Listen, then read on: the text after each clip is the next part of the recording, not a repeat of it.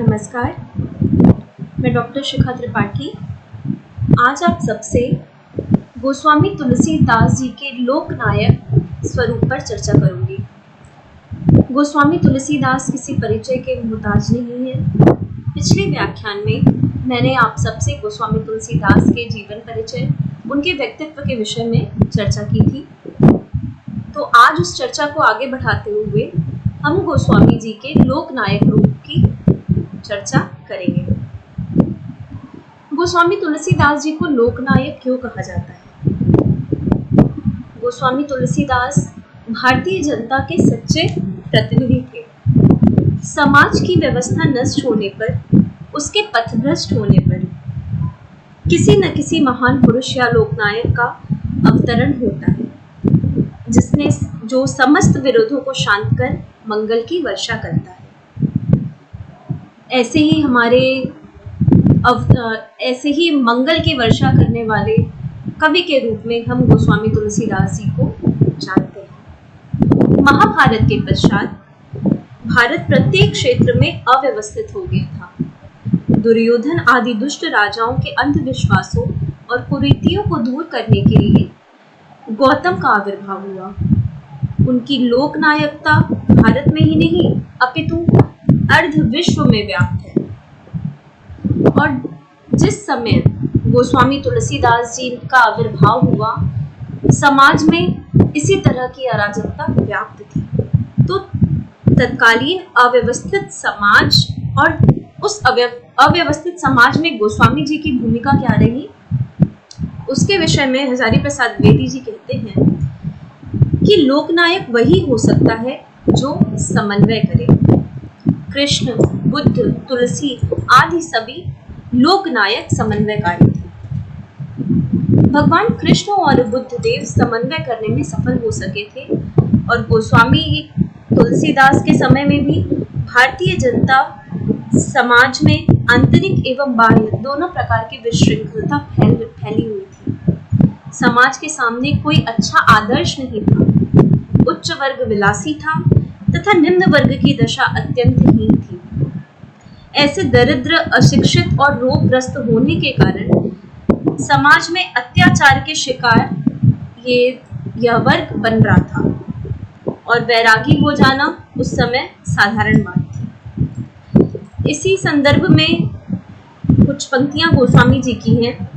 नारी मोई घर संपत्ति नासी, नारी मोई घर संपत्ति नासी, मूंड मुड़ाए भय सन्यासी। एक ओर तो संत नामधारी साधु वेद पुराण निंदा कर अपने मत का प्रचार कर रहे थे, तो दूसरी ओर योग मार्गी अपने चमत्कार से लोगों को भ्रमित और आतंकित कर रहे थे। नाना संप्रदायों का तत्कालीन समय में प्रादुर्भाव हो चुका था और हो रहा था। संत महात्माओं के कारण नीच जातियों में आत्मविश्वास भर गया था, परंतु ये अशिक्षित और असंस्कृत अपने दुरूह गर्व के कारण मिथ्या विचार और झूठे अहंकार का प्रचार कर रहे थे। ऐसी सोचनीय स्थिति के समय गोस्वामी तुलसीदास जी में राजनीतिक दशा जो थी वह अत्यंत शोचनीय रूप थी। अत्याचारी मुसलमान शासक अपनी धर्मांधता में जनता को मुसलमान बनाने का प्रयत्न कर रहे थे। हिंदुओं के लिए रक्षा का कोई मार्ग नहीं था। कबीर हिंदू मुस्लिम एकता का प्रयास कर चुके थे, परंतु वह विशेष फलदायक न हुआ। सूफियों की प्रेम की पीर और कृष्ण भक्त कवियों का मनोमोहक और माधुर्य रूपी जनता के समक्ष कोई शक्तिशाली आदर्श उपस्थित न कर सका। गोस्वामी तुलसीदास ने शील, शक्ति और सौंदर्य से समन्वित राम का आदर्श जनता के सामने उपस्थित किया। गोस्वामी जी ने राम के अवतार का उद्देश्य घोषित करते हुए कहा, जब जब हो ही धर्म की हानि, बाढ़ी असुर महाअभिमानी, तब तब प्रभु धरि मनुज शरीरा, हरहि कृपा निधि सज्जन पीरा। असुर मारी था वही सुरन, राखी निज श्रुत सेतु, जग विरतर ही विमल जस, राम जन्म कर हेतु। तुलसीदास जी की यह घोषणा हिंदू जनता को संबल प्रदान करती है। निश्चर हीन करो मही, की प्रतिज्ञा भुजा उठाकर करते हुए दिखाई देते हैं। तुलसी का साहित्य समन्वय की विराट चेष्टा है। तुलसीदास प्रत्येक दृष्टि और प्रत्येक क्षेत्र में समन्वयकारी थे। वह ब्राह्मण वंश में उत्पन्न हुए थे। उनका बालकाल घोर दरिद्रता में व्यतीत हुआ था। प्रारंभ में गृहस्थ जीवन की निकटतम आसक्ति के वो शिकार हो गए। उनका संपर्क अशिक्षित व्यक्तियों से लेकर काशी के दिग्गज विद्वानों तक रहा। संस्कृत तथा लोक भाषा पर उनका समान रूप से अधिकार था। गोस्वामी जी का समस्त काव्य समन्वय की विराट चेष्टा है। उनके काव्य में भक्ति और ज्ञान का समन्वय देखने को मिलता है, वही निर्गुण और सगुण का समन्वय, साथ ही गृहस्थ और सन्यास का समन्वय, भाषा संस्कृति का समन्वय, ब्राह्मण और चांडाल का समन्वय विराट रूप में देखने को मिलता है। उनका रामचरितमानस अनेकता में एकता का सुंदर आदर्श प्रस्तुत करता है। ग्रह और वन का समन्वय निम्नलिखित दोहे के माध्यम से द्रष्टव्य है। जब वो ये कहते हैं कि घर कीन्हे घर जात है, पर छोड़े घर जाए, तुलसी घर बन बीच ही राम प्रेम हो रचाए। गोस्वामी जी के समय में शैव वैष्णवों और शाक्तों में घोर विरोध था। वे जहाँ शिव को राम का सबसे बड़ा भक्त कहते हैं, वहाँ राम के मुख से वे कहलवाते हैं, शिव द्रोही मम दास कहावा, सो नर सपने मोहि न भावा। इसी प्रकार अद्या शक्ति सीता पार्वती की वंदना करते हुए कहती है, जय जय जय गिरिराज किशोरी, जय महेश चंद्र चकोरी, जय गज वदन षडानन माता, जगति जन्नामिनी दूती दाता।